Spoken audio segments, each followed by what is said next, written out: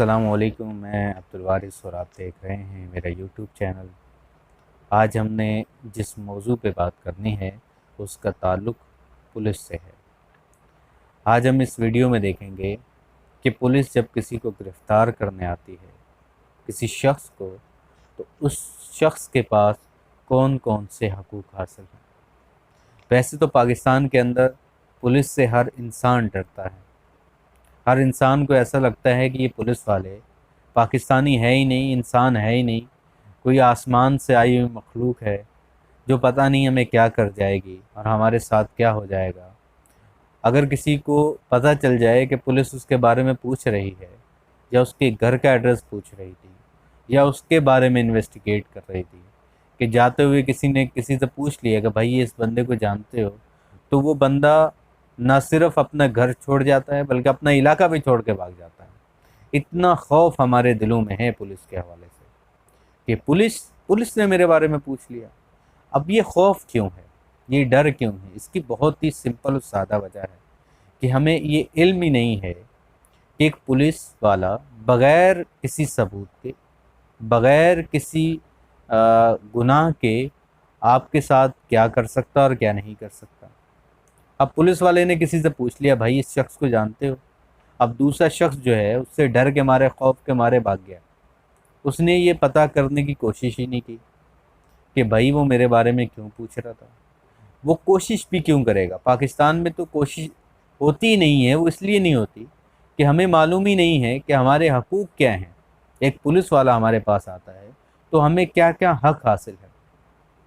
अब सबसे इसमें हम आज बुनियादी चीज़ें सीखेंगे कि एक पुलिस वाला जब आपके पास आता है, आपके घर पे आता है या आपको गिरफ़्तार करना चाहता है, इन्वेस्टिगेट करना चाहता है, फ़र्ज़ करें कि वो आपको गिरफ़्तारी के लिए आपके लिए आया है, तो आपको क्या हक हासिल है। तो आज हम उन तमाम पॉइंट्स को डिस्कस करेंगे जो आपको हक हासिल हैं, हकूक़ हासिल हैं, कि एक पुलिस वाला जब आपको गिरफ़्तार करने आए तो आप उससे क्या बात कर सकते हैं। पहली बात तो ये है, ये याद रखने की है कि पुलिस वाला आपको कभी भी गिरफ़्तार नहीं कर सकता जब तक कि उसके पास आपके खिलाफ़ वारंट ना हो। तो पहली चीज़ जो आपने याद रखनी है, अगर कोई पुलिस वाला आपको गिरफ़्तार करने आता है तो आपने सबसे पहले उससे एक चीज़ डिमांड करनी है कि मुझे वारंट दिखाओ। अगर मुझे गिरफ़्तार करने आए हो तो ये चीज़ आप कब उससे कहोगे? जब आपको इल्म होगा कि पुलिस बगैर वारंट के किसी को गिरफ़्तार ही नहीं कर सकती। हक ही नहीं है कानून में कि पुलिस वाला जाए और किसी को बगैर वारंट के गिरफ़्तार करके आ जाए। इसको सीआरपीसी में जो अंडर सेक्शन 46 और 56 है उसमें डिफाइंड किया गया है कि पुलिस वाला आपको बगैर वारंट के गिरफ़्तार कर ही नहीं सकता, उसके चैप्टर 5 में। हाँ, कुछ सूरतों में है कि वो बगैर वारंट के गिरफ़्तार कर सकता है। वो हम अगली किसी वीडियो में जानने की कोशिश करेंगे कि पुलिस वाला कब कब आपको बगैर वारंट के गिरफ़्तार कर सकता है। लेकिन एक आम हालत में पुलिस वाला किसी सूरत आपको बगैर वारंट के गिरफ़्तार नहीं कर सकता। तो पहली चीज़ तो आपने ये याद रखनी है कि वारंट के बगैर तो आप गिरफ़्तार होने वाले नहीं हैं। दूसरी चीज़ जो आपको याद रखने की है, फ़र्ज़ करें पुलिस वाला आपके घर में किसी औरत को गिरफ़्तार करने आया, किसी ने कंप्लेन कर दी या किसी तरह का भी कोई मसला पैदा हो गया है और कुछ मर्द पुलिस वाले आपके घर पहुंच जाते हैं और कहते हैं जी हम तो औरत को भी गिरफ़्तार करेंगे। तो दूसरी चीज़ जो आपने याद रखनी है कि एक मर्द पुलिस वाला किसी भी सूरत में और किसी भी हालात में, वो हालात जितने भी ख़राब क्यों ना हो, एमरजेंसी क्यों ना लगी हो, एक मर्द पुलिस वाला औरत को गिरफ़्तार नहीं कर सकता। तो औरत को गिरफ़्तार करने के लिए पुलिस के साथ औरत या औरत पुलिस वाली होनी चाहिए, लेडीज़ पुलिस लाजमी होनी चाहिए। एक औरत को औरत ही गिरफ़्तार कर सकती है।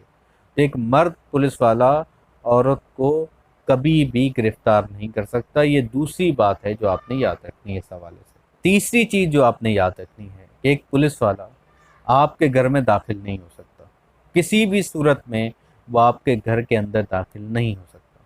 अब हमारे आम देहातों में जहाँ लोगों को इल्म ही नहीं है इस बात का, पुलिस वाले आते हैं, गैर कानूनी अमल करते हैं, लोगों के घरों में चले जाते हैं और लोगों के घरों में दीवारें क्रॉस करके चले जाते हैं, लोगों को पकड़ भी लेते हैं, इस तरह की गैर कानूनी जो कार्रवाइयाँ वो करते हैं, वो किस लिए कर पाते हैं? उसकी बुनियादी वजह यही होती है कि पुलिस वाले को पता है कि जो सामने वाला बंदा है, उसको ये पता ही नहीं है, उसको ये इल्म ही नहीं है कि पुलिस वाला तो मेरे घर में दाखिल ही नहीं हो सकता।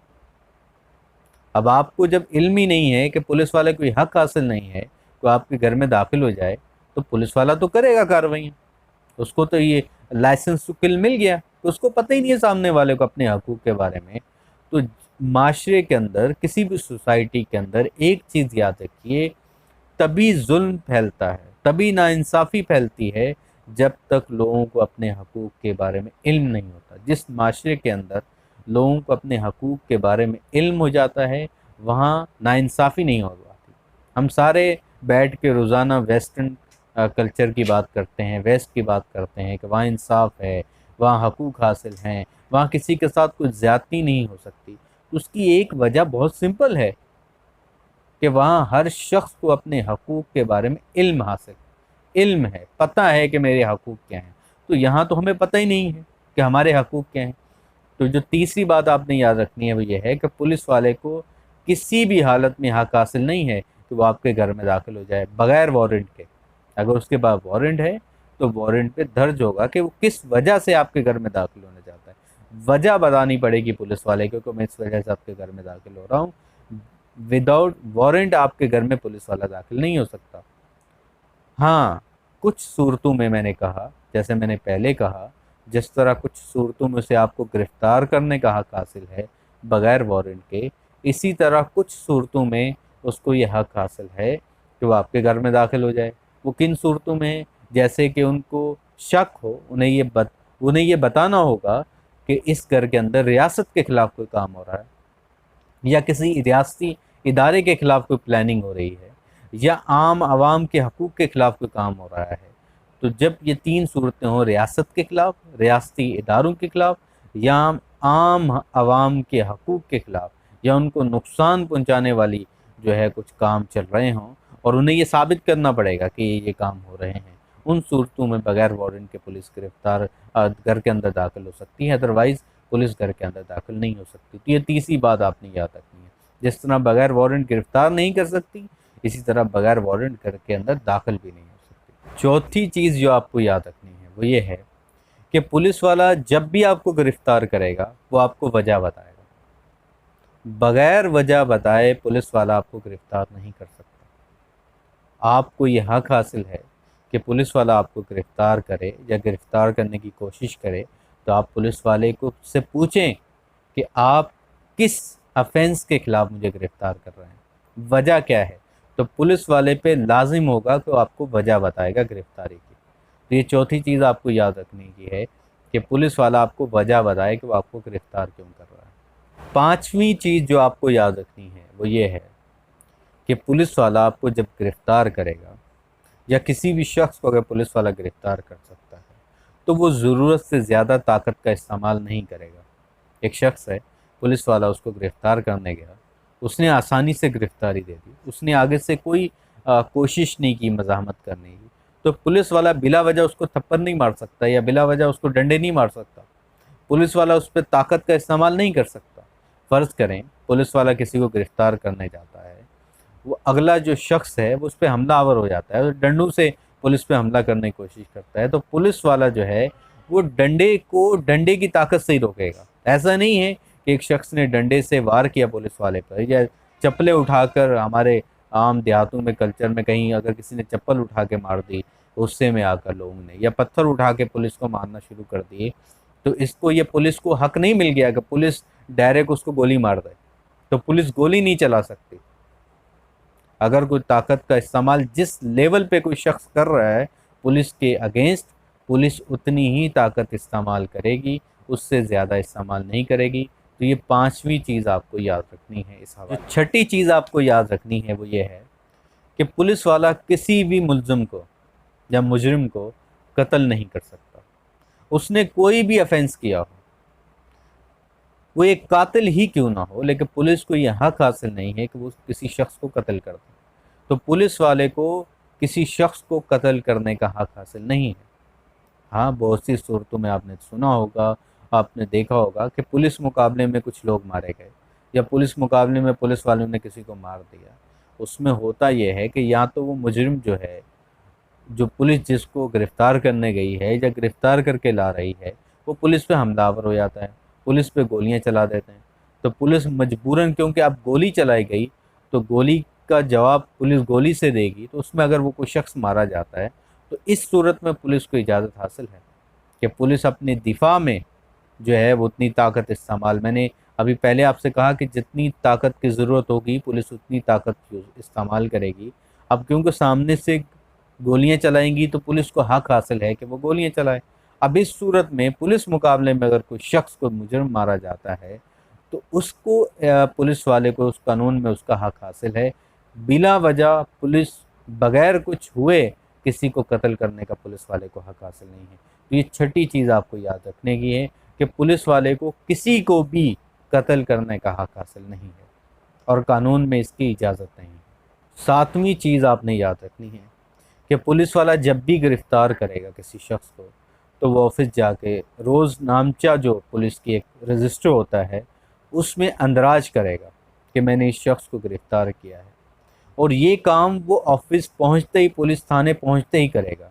अगर कोई पुलिस वाला ये काम नहीं करता, इस काम को, उस बंदे की गिरफ्तारी को खुफिया रखने की कोशिश करता है या उस रजिस्टर के अंदर गलत इन्फॉर्मेशन इंदराज करता है, तो इस सूरत में पुलिस वाले को सज़ा दी जा सकती है। और इस सूरत में क्या सज़ा हो सकती है?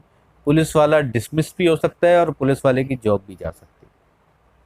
तो आपको यह हक हासिल है कि या जिस शख्स को जो गिरफ्तार हुआ या उसके रिश्तेदारों को यह हक हासिल है कि वो पुलिस स्टेशन जाएं और पुलिस वाले से जो है रोज़नामचा में उसका अंदराज देखें। या अगर मुजरिम का कोई वकील है तो वकील जाके सबसे पहले वो रजिस्टर देखेगा कि इसमें क्या लिखा गया और इसमें क्या अंदराज किया गया। तो अगर उसमें पुलिस वाला कुछ लिखता नहीं है या गलत चीज़ें लिखता है तो पुलिस वाले को जो है उस पर कार्रवाई हो सकती है पुलिस वाले के खिलाफ, और पुलिस वाले की जॉब भी जा सकती है और पुलिस वाला डिसमिस भी हो सकता है। तो ये चीज़ भी याद रखने की है जो आपने जो है याद रखनी है, और पुलिस वाले के साथ जो है ना इस मामले में कार्रवाई हो सकती है। और इसको अगर हम देखें तो पुलिस जो ऑर्डर 2000 है उसका जो आर्टिकल 156 डी है उसके अंदर जो है वो पुलिस वाले को सज़ा और जुर्माने की जो है वो दोनों चीज़ें जो है वो दोनों का अंदराज है कि पुलिस वाला अगर किसी के साथ ज़्यादती करता है, किसी को मारता है, तो उसको जो है ऑर्डर जो है ना आर्टिकल 156 डी के तहत पुलिस वाले को 5 साल की सज़ा और 60 जुर्माना हो सकता है। तो ये भी आपको याद रखना है। जो सातवीं चीज़ है वो भी आपको याद रखनी है। अगर कोई शख्स गिरफ्तार हो जाता है और उसे ये खौफ होता है कि पुलिस वाले मुझ पर जो है वो मारा पीटी करेंगे, मुझे मारेंगे, मेरे साथ ज़्यादती करेंगे, ताकत का इस्तेमाल करेंगे, क्योंकि पुलिस वाले जो हैं किसी भी मुजरिम को जब गिरफ्तार करेंगे तो 24 घंटे के अंदर अंदर उन्हें जज के सामने पेश करना होगा। ये कानून में है कि 24 घंटे के अंदर ही मुजरिम को जज के सामने पेश किया जाएगा। अब मुजरिम वहाँ जज के सामने ये कह सकता है कि आप मेरा मेडिकल करवाना है। उसकी वजह यह है कि मुझे डर है कि पुलिस वाले मेरे साथ ज़्यादती करेंगे या मेरे साथ ताकत का इस्तेमाल करेंगे। अब जज साहब जो है ना उसका मेडिकल का हुक्म दे देंगे। अब जब मेडिकल का ऑर्डर आ गया, अब आप पुलिस थाने दोबारा चले गए इन्वेस्टिगेशन के प्रोसेस के लिए। अब जब आप वापसी आते हैं तो अब अगर पुलिस वालों ने आपके साथ ज़्यादती की है, आपको मारा है, तो आप जज साहब को कह सकते हैं कि मेरा मेडिकल करवा लें, मुझे मारा गया है, मेरे साथ ज़्यादती की गई है, ताकत का इस्तेमाल किया गया है, जो कि हमारे पुलिस के कल्चर में आम है कि वो ज़्यादती भी करते हैं, मारते भी हैं मुजरिम को। इस सूरत में अगर जज साहब दोबारा मेडिकल करवाएंगे, अगर मेडिकल में ये साबित हो गया कि जो मुजरिम था उसके साथ साथ पुलिस ने ताकत का इस्तेमाल किया है, उसके साथ मुजरिम के साथ ताकत का इस्तेमाल हुआ है, ज़्यादती हुई है, मारा गया है, तो इस पे भी पुलिस वाले को सज़ा मिल सकती है। 5 साल की सज़ा हो सकती है पुलिस वाले को इस मामले में, अगर वो किसी मुजरिम को जेल के अंदर मारता है। 5 साल की सज़ा हो सकती है और जुर्माना जो है वो अलग से देना पड़ेगा पुलिस वाले को। तो ये भी आपको याद रखना है कि कोई भी पुलिस वाला गिरफ्तार हुए हुए मुजरिम के साथ किसी किस्म का कोई ज़्यादती या ताकत का इस्तेमाल नहीं कर सकता। और इसको अगर हम देखें तो पुलिस जो ऑर्डर 2000 है उसका जो आर्टिकल 156 डी है उसके अंदर जो है वो पुलिस वाले को सज़ा और जुर्माने की जो है वो दोनों चीज़ें जो है वो दोनों का अंदराज है कि पुलिस वाला अगर किसी के साथ ज़्यादती करता है, किसी को मारता है, तो उसको जो है ऑर्डर जो है ना आर्टिकल 156 डी के तहत पुलिस वाले को 5 साल की सज़ा और 60 जुर्माना हो सकता है। तो ये भी आपको याद रखना है। एक चीज़, अच्छा एक चीज़ और जो आपको याद रखनी है, शायद वो आप लोगों को पहले से भी इसके बारे में थोड़ी बहुत इन्फॉर्मेशन हो, कि पुलिस थाने के अंदर किसी भी किस्म का इकबाल जुर्म जो मुजरिम करता है उसकी कानून में कोई वैल्यू नहीं। और इसी वजह से पुलिस ज़्यादातर जो उनके पास गिरफ्तार लोग होते हैं, ज़्यादातर उनसे उनको मार पीट इसलिए नहीं कर रहे होते कि तुम बताओ कि तुमने क्या जुल्म किया, इकबाल इकबाल जुल्म करो कि तुमने ऐसा किया है। हाँ, इस सूरत में तो वो कर रहे होते हैं कि रिकवरी की सूरत में कि या तूने माल कहाँ रखा है, वो पैसा कहाँ रखा है, या तुमने अगर किसी को कत्ल किया है तो आला कहाँ रखा है। तो रिकवरी की सूरत में पुलिस वाले उस पर जो है वो ताकत का इस्तेमाल कर रहे होते हैं।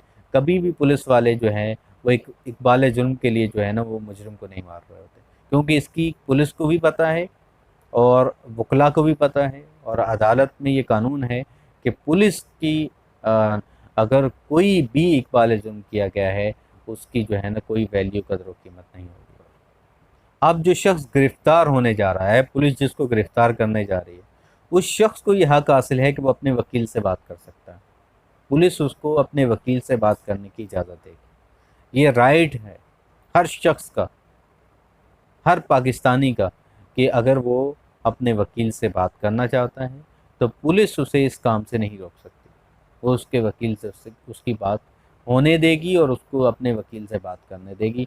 तो ये बात भी आपने याद। अच्छा, आखिरी चीज़ जो आपने याद रखनी है, जिसके बारे में मैंने तो बहुत कुछ सुना है, आपने भी यकीनन सुना होगा, कि पुलिस वाले अगर किसी शख्स के साथ गलत करते हैं, किसी के साथ ज़्यादती करते हैं, किसी के साथ पर्सनल दुश्मनी निकालते हैं, किसी के कहने पे किसी दूसरे शख्स के साथ जो है वो जुल्म ज़्यादती होती है, उसके घर पे आ जाते हैं, वो बिला वजह गैर कानूनी तौर पे उसके घर में जो है वो बग़ैर वारंट के चले जाते हैं, कि उनके साथ ज़्यादती होती है। इस सूरत में वो शख्स क्या कर सकता है? अच्छा, इस सूरत में उस शख्स को हक हासिल है कि वो हाईएस्ट लेवल पे, पुलिस के हाईएस्ट लेवल, लोएस्ट लेवल से लेकर हाईएस्ट लेवल तक एप्लीकेशन दे सकता है। अब इस पे वो शख्स डायरेक्ट अदालत नहीं जाएगा। ऐसा नहीं हो सकता कि पुलिस ने ज़्यादती की हो और वो शख्स सुबह जाए और किसी भी सिटी कोर्ट या किसी भी डिस्ट्रिक्ट कोर्ट या किसी भी जो है वो हाई कोर्ट में पहुंच जाए। ऐसा नहीं हो सकता। अदालत कहेगी, अगर वो हाई कोर्ट या किसी कोर्ट में जाता है, हाई कोर्ट में जाने का हक हासिल है, लेकिन हाई कोर्ट कहेगी कि आपके पास जो अवेलेबल फ़ोरम थे कि आपने वहाँ बात की। तो इस सूरत में अगर पुलिस आपके साथ ज़्यादती करती है तो आप एसपी लेवल पे एप्लीकेशन दे सकते हैं, दरख्वास्त दे सकते हैं, आप डीपीओ लेवल पे दरख्वास्त दे सकते हैं, आप उसके अलावा आईजी लेवल तक दरख्वास्त दे सकते हैं कि भाई मेरे साथ पुलिस ने ज़्यादती की है। लेकिन अगर इसके बावजूद अगर कुछ नहीं हो पाता, आपकी दरख्वास्त पे कोई कार्रवाई नहीं होती, आपको लगता है कि मुझे इंसाफ नहीं मिला, तो अब आप हाई कोर्ट में एक रिट जो है वो दायर कर सकते हैं कि मुझे इंसाफ नहीं मिला, मैंने यहाँ मेरे साथ ये ज़्यादती हुई, मैंने इस जो है वो ऑफ़िस में दरख्वास्त दी, लेकिन उसके बावजूद उन पुलिस वालों के ख़िलाफ़ कार्रवाई नहीं हुई, इन्वेस्टिगेट सही से नहीं हुआ, मुझे इंसाफ सही से नहीं मिल पाया। तो इस सूरत में अदालत हाई कोर्ट में आप सिर्फ जा सकते हैं और हाई कोर्ट जो है वो आपको इंसाफ लेके देगी। इन्वेस्टिगेशन का ऑर्डर भी कर सकती हैं, डायरेक्ट भी देख सकती हैं, लेकिन हाई कोर्ट फिर इस मामले को देखेगी और आपको इंसाफ देगी। उम्मीद करता हूँ कि आज पुलिस के हवाले से, गिरफ्तारी के हवाले से जो बातें मैंने यहाँ डिस्कस की, आप उनको समझ गए होंगे और ये यकीनन हम सब के लिए बहुत ज़रूरी है। ये इन्फॉर्मेशन, ये चीज़ें हम सबको मालूम होनी चाहिए। अगर आपको हमारी इन्फॉर्मेशन, हमारी वीडियो, हमारी बातें जो हैं वो अच्छी लगती हैं तो हमारे चैनल को सब्सक्राइब कीजिए, लाइक कीजिए, शेयर कीजिए। इसी के साथ इजाज़त दीजिए। अस्सलामु अलैकुम।